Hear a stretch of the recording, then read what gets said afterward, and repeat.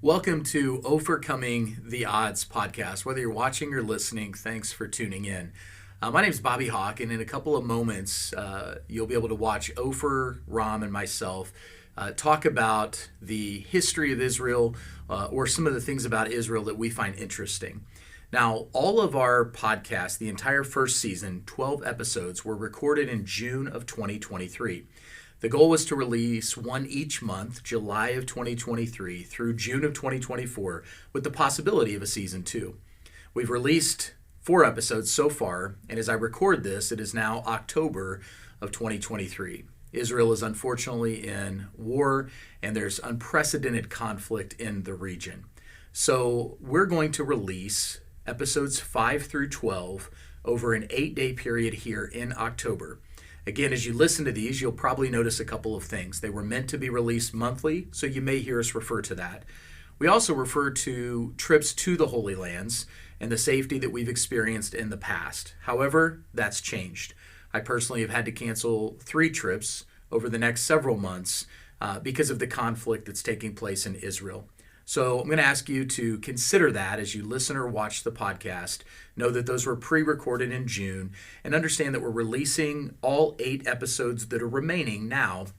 So whether you're watching episode 5, 6, 7, 8, 9, 10, 11, or 12, they'll all be shared during this month of October as you learn more about the history of Israel, the conflict that's created for generations now, for thousands of years. It may help you even understand what's currently going on there. And also, I'm going to ask you to take a moment to pray. Pray for the peace of Israel. Pray for those who have lost loved ones, who are experiencing the devastation of their country, and pray that peace throughout that region would come quickly. In the meantime, I hope this is informational for you. I hope it's helpful as you learn more about an overview of Israel with Opher Rom. Now here we go. Welcome to OPHERcoming the Odds, our last episode of our first season. It is June, and I'm excited, Opher. We made it through an entire season. Well, the fact that you said first already makes it sound like we have a second. And we do. Yes, we do. We got a second season coming at you, which we will talk about before we go today. But I am here with Opher Rom, and Opher is the best guide in Israel. So good that they named... By they, me, we, and you, yes. Named a podcast after him.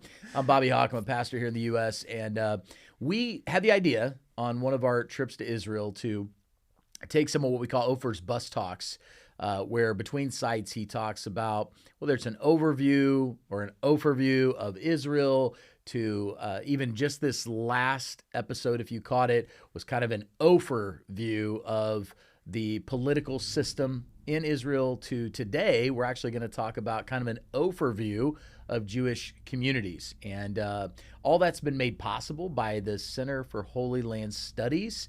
And so we want to thank the CHLS group and thechls.org for sponsoring this season. And if you're looking to visit Israel, we can't think of a better group to go with. They will help you plan and organize.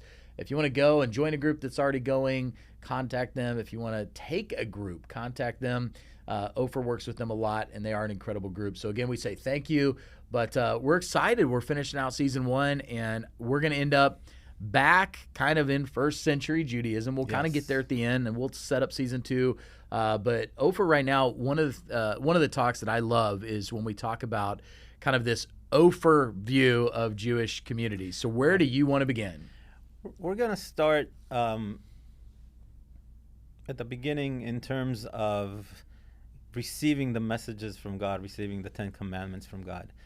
The Jewish people believe that aside from the written text that we have, what we call the first 5 books of Moses, Moses also came down and with the entire congregation of the 12 tribes gave them what is known as the oral law. This is sometimes overlooked in modern day society, especially if you're not from the Jewish world. And a lot of things that are happening within the Jewish world today are not in the text itself. You read the Bible, you read Genesis, you read Exodus, you read Deuteronomy, and you're like, what are these Jewish people doing? Where's this from? And I want to try and the overview of how we get to where we are today. So as long as we have the Ark of the Covenant, we have it in the tabernacle in the desert, we have it at the temple in Jerusalem. The oral law was passed down generation to generation, and we talked about how oral tradition is very important back in those days in one of our earlier segments here. And people were doing the oral law. There was no real need to write it down. And then comes 2,000 years ago, the rebellions against the Romans. A lot of things are happening there, including the destruction of the temple. At first, we're like, okay, we'll rebuild the temple soon enough. It doesn't happen. And when we don't have a temple, and we're trying to continue with the oral law, it's not the same. There's a very big difference when you're passing down something orally while doing it, and then passing it down without doing it.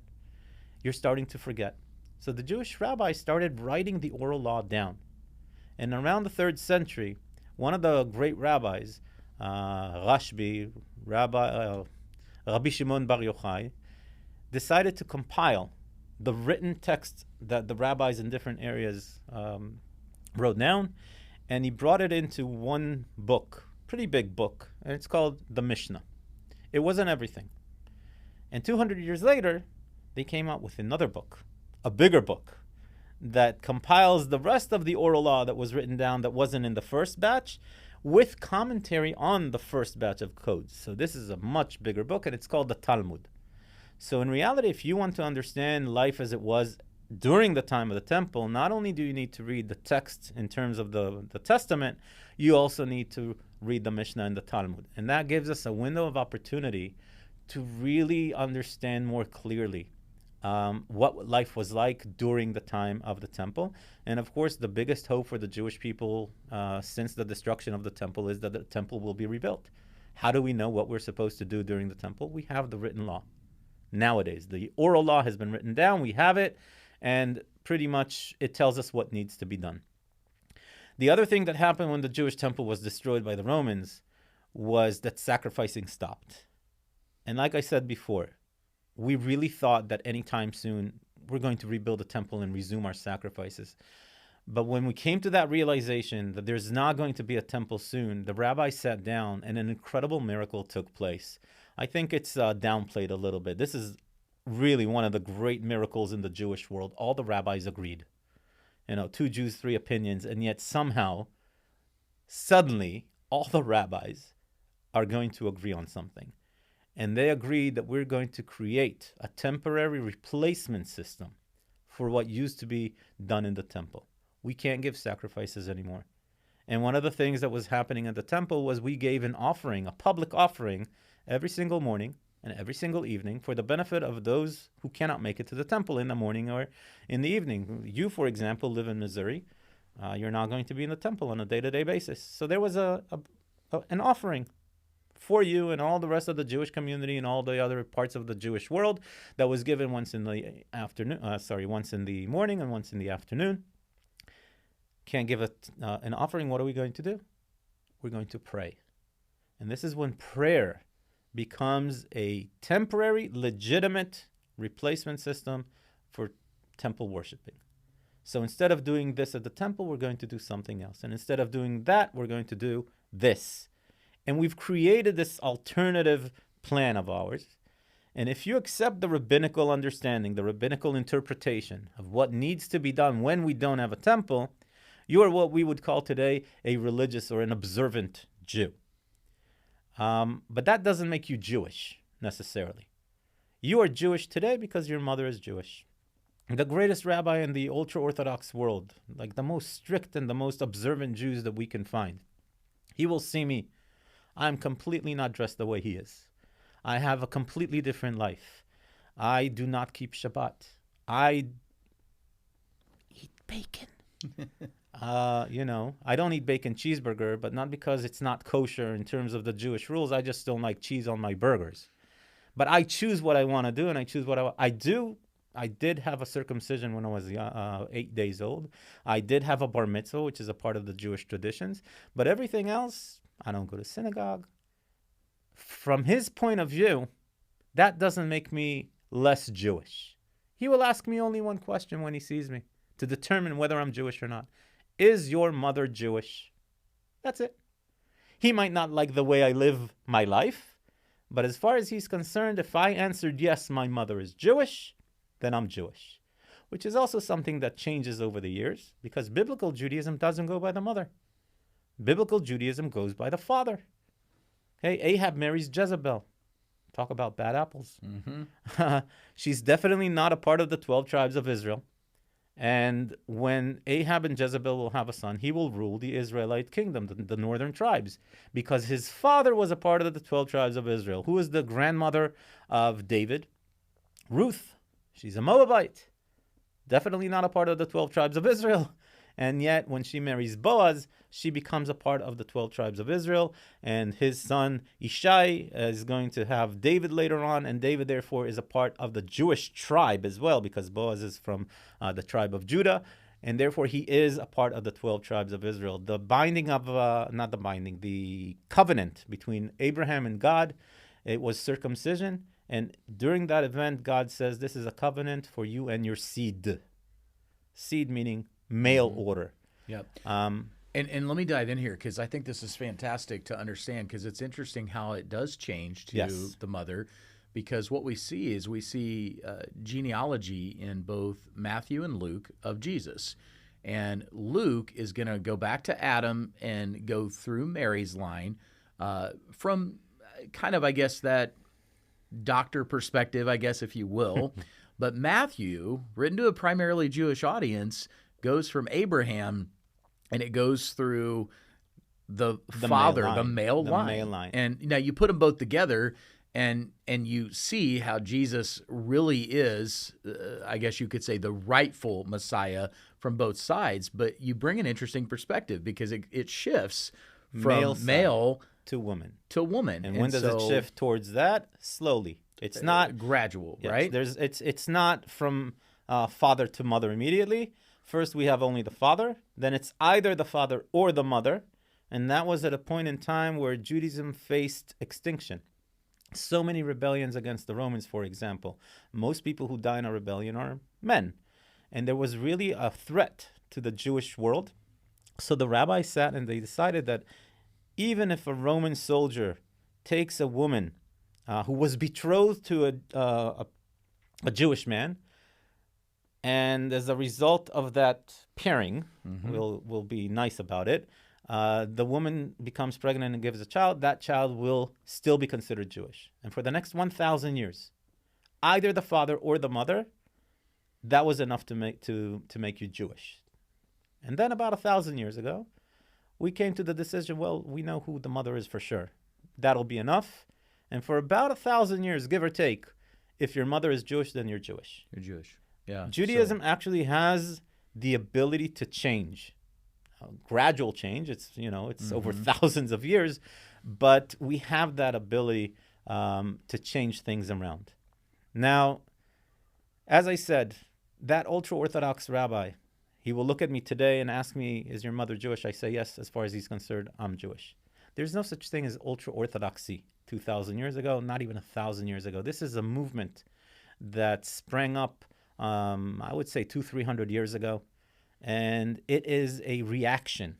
And again, we're going very broad strokes here. Sure. This is a reaction to events that are taking place in the non-Jewish world. And one of these big events is what we call nowadays modernity. We'll put it under a big umbrella of modernity. Yeah. People are starting to leave the farm life and going into the big cities. We have the Industrial Revolution in the 19th century, or even if the 18th century, end of the 18th century. We have electricity invented. Suddenly you have vacuum cleaners. You have television, radio and then television. Today we have cell phones. We have internet. We have computers. We have all these modern things that no one thought of. Yeah, the books of Moses don't address it. Absolutely the Mishnah, not. The Absolutely Talmud, not. Right. And so there was what do you do with a that? reaction in the Jewish world, and with everything. 2 Jews, 3 opinions. The reactions are as far apart, Mars and an orange. And one extreme reaction is what we call ultra-Orthodoxy. They said modernity is the worst thing that could possibly happen to the Jewish people, especially to our children. We have to seclude ourselves. We have to stay as far away from this idea of modernity so our kids don't get corrupted by the media and leave the traditional ways of life that we should adhere to.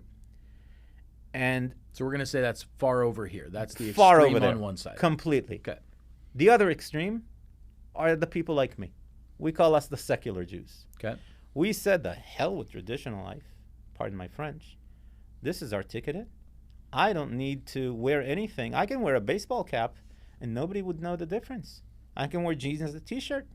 I'm going to have 2 cell phones. One to call you in the United States and one to call my friends in Afghanistan. I don't have any friends in Afghanistan.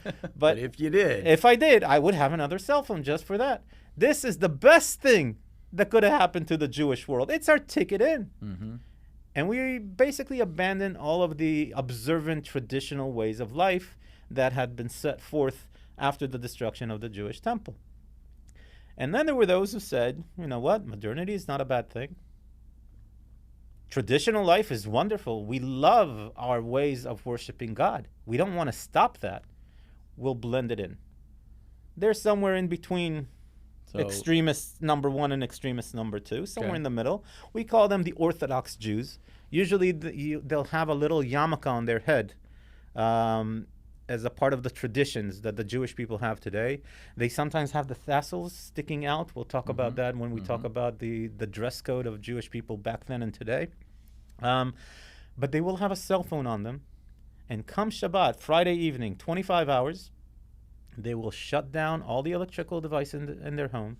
They will still go to synagogue on a daily basis. They will still have the main services on Friday and Saturday in the synagogue.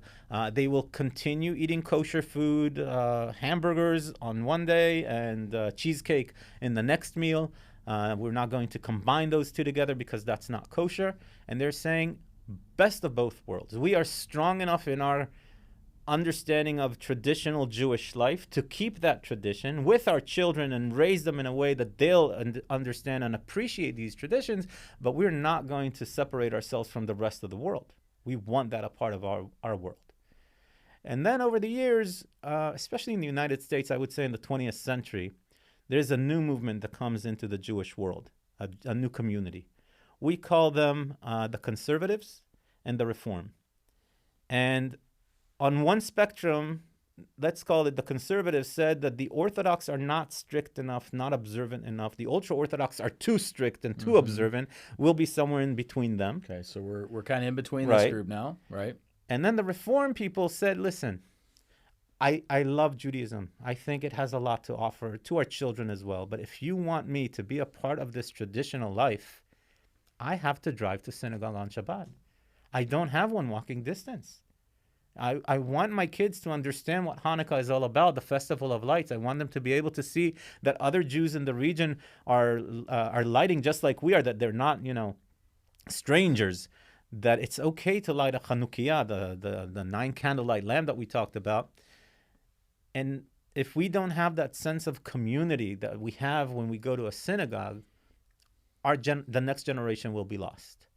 So we're going to mend the rules a little bit. We're not going full secular, but so we're not where the Orthodox are. We're somewhere in between them. And this is basically the Reform movement. It's okay to drive on Shabbat, especially if it's in order to keep your Judaism alive, basically.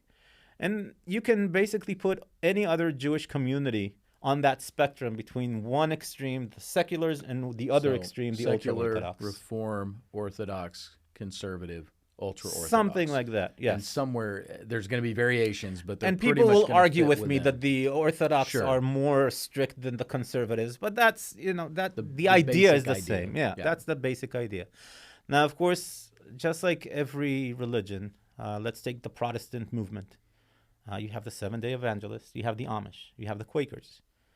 Not different than the Jewish world. In the ultra-Orthodox community, you have different rabbis with different understandings and different ways of praying and a lot of things. Because when they agreed on prayer, that was the end of the agreement. Okay? They didn't agree on how we pray, what we say when we pray. Do we take Genesis book 1 or Genesis book 2? Do we incorporate music into our prayer systems? Is that okay? All of these little things make the different communities, even within those communities, different. Which rabbi you follow, what you wear, and things like that. So there's a very big variety within all of those groups as well. And usually the ones that stick out are the ultra-Orthodox, because you can recognize them a mile away. They're dressed differently. They have the black suits. They have the white shirt, the tie, the top hat. This is actually an interesting story. About 200 years ago, one of the great rabbis in Poland comes out to his disciples and he tells them, ladies and gentlemen, Messiah is on his way. It could be any day now that you go outside of your home, you're walking in the streets, whistling your favorite tune, and Messiah will meet you. And at that point, when you shake his hand and you greet him hello, you need to be dressed in the best attire that you have. And the best attire these people had in the 19th century, 18th century, is those suits. And every day they leave their house hoping and expecting to meet the Messiah.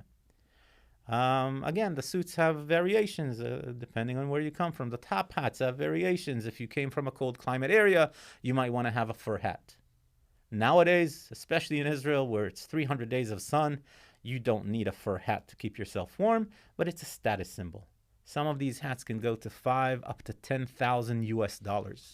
You sit next to an ultra-Orthodox person in a flight, you will see they have a special box to keep their hat. It's sometimes the most precious and the most expensive piece of attire that they have. Yeah, it almost looks like band equipment. I mean, where you'd put like Yes. an instrument Exactly. inside. Yes. You got to protect it. Yeah. It's more of a status symbol nowadays, and because it's so expensive, they won't wear it on a daily life situation. They will wear it for Shabbat, honoring this wonderful day of the week. They will wear it on special occasions, holidays, and things like that. So it's not a day-to-day dress, but they definitely have them somewhere at home. And they have a few suits at home.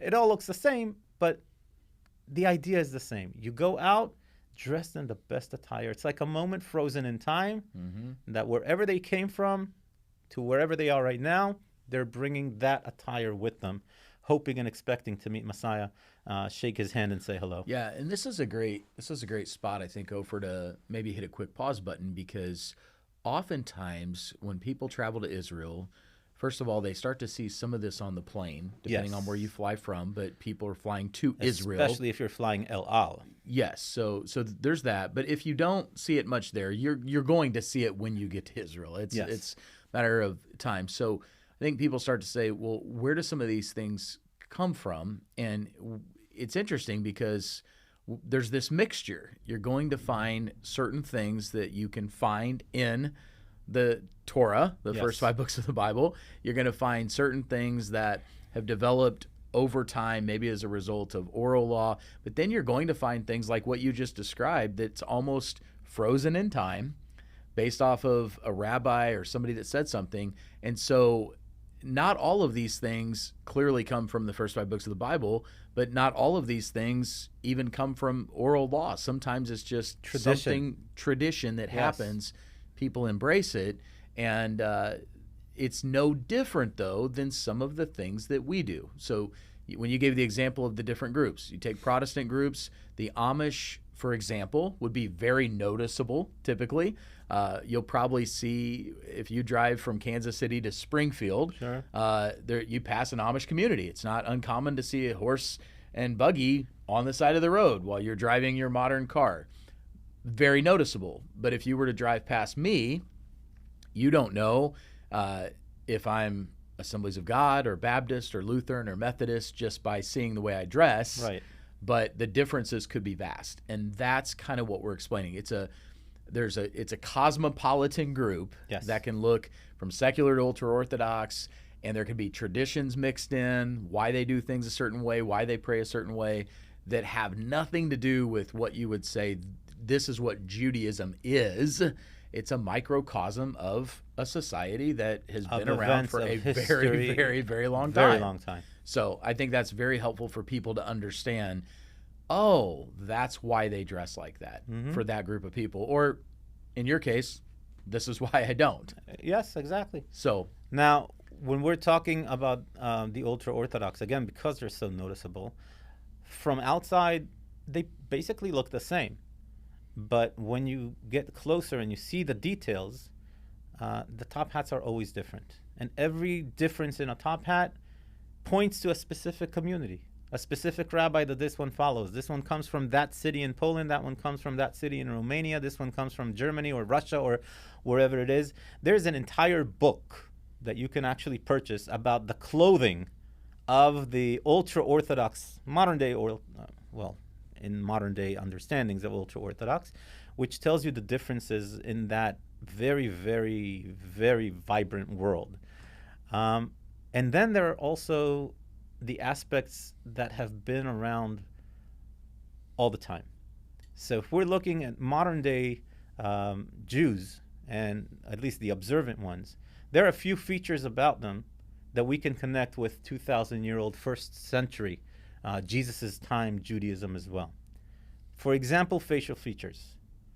Again, modernity brings us with something called electric razors, which did not exist, obviously, back in those days.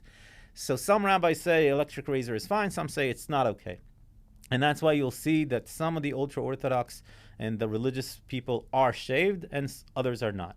But the idea of not shaving comes from the fact that we are the image of God. You and I, we're the image of God. And we don't want to accidentally cut the image of God by putting a razor to our face. And therefore, from the cheekbones down, this is the image of God, we do not use a razor.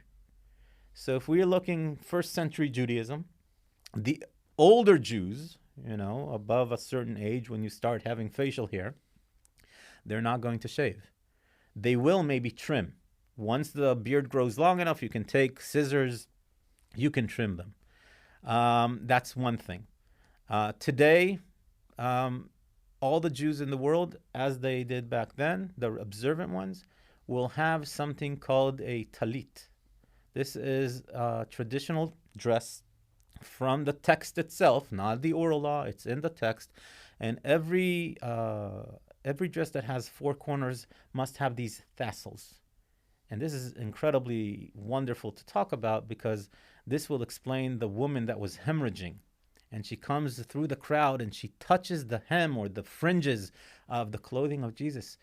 This is what we're talking about. If you want to see this live today, go to any religious area of the Jewish people and you will see that they have an undergarment. Usually if they're just wearing a t-shirt like this, they will wear an undergarment with those four corners and those tassels. Now, sometimes they tuck it in to their pants so you don't see it, but other times it's just hanging out there. And so the woman from 2,000 years ago who was bleeding and couldn't control it and nobody found a way to stop it, she touched the hem. She touched that specific garment that is not just a tradition, but a requirement in the Jewish world to wear.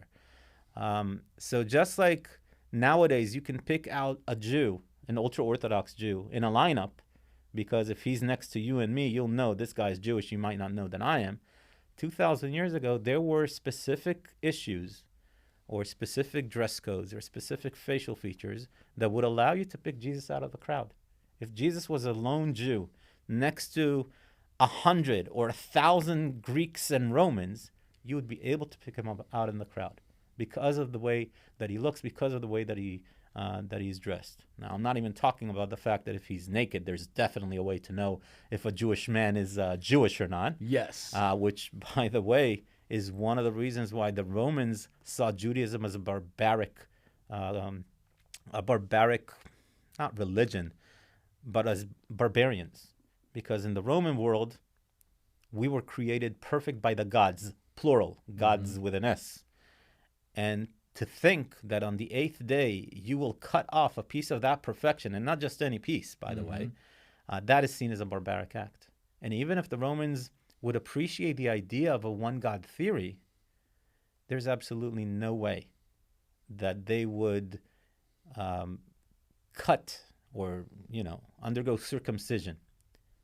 And then this is one of the beautiful things about Christianity, because it gave them, the non-Jews, an opportunity to accept the one God theory without all the rules and regulations, restrictions, and cutting off and circumcision, the way, and believing in the one God. It goes through like wildfire in the non-Jewish world lately. And season 2, I think we'll be able to get into a yes. lot of that context, because it really does. That is a huge issue in Acts chapter 15, and we'll see it play out in that world. But not only barbaric, but imagine as an adult male. Yes, of course. At least at 8 days old, you don't remember. But again, we'll get there. We've got a little bit of time left over. Let's talk just briefly about things like the phylacteries, or things that if someone were to see somebody maybe wrapping, their arms and these type of things. Again, we're talking about, it still ties back to first century Judaism. It does, yes. We have, one of the passages talks about Shema Yisrael